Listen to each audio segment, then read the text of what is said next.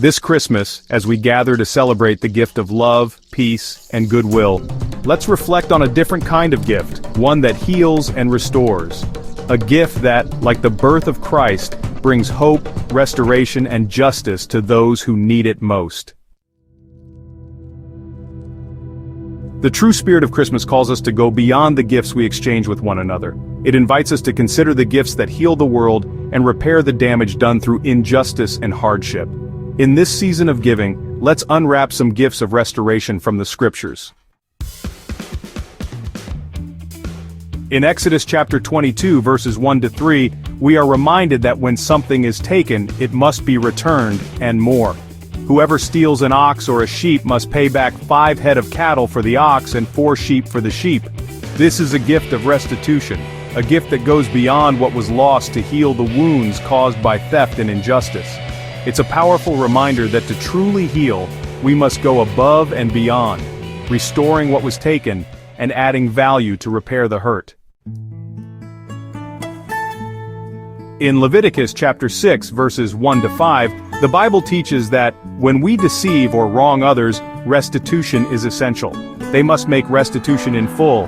This gift of making things right calls us to not just acknowledge the harm caused, but to go a step further and make amends, helping to rebuild trust and heal relationships that have been broken.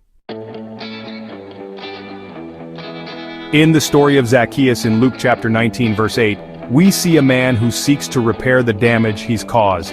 If I have cheated anybody, I will pay back 4 times the amount. This is the gift of restoration, a gift that says, I am sorry, and I will do everything in my power to make things right. It's a heart that not only repays but multiplies the kindness, healing the rifts caused by greed and wrongdoing. In Isaiah chapter 61, verse 7, God promises, instead of your shame, you will receive a double portion. This is the gift of abundant restoration, a promise that those who have suffered loss will be given more than they ever imagined.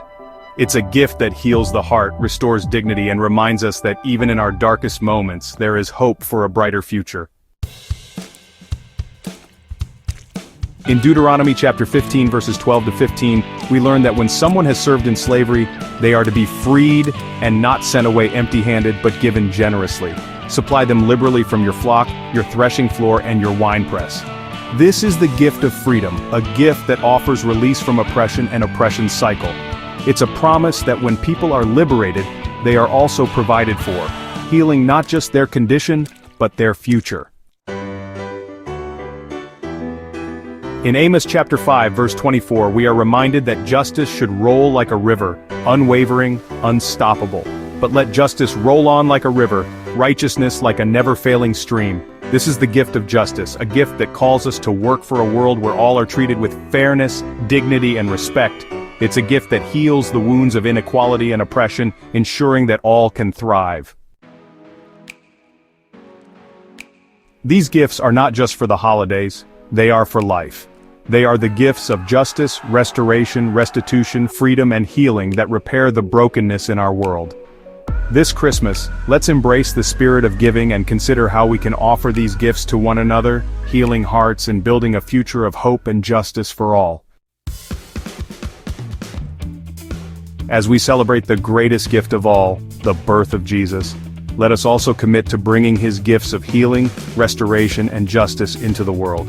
Let us repair, restore, and rebuild, so that this Christmas and every day, we can share the love that truly heals all things. Merry Christmas. Wishing you joy and peace, and goodwill to all.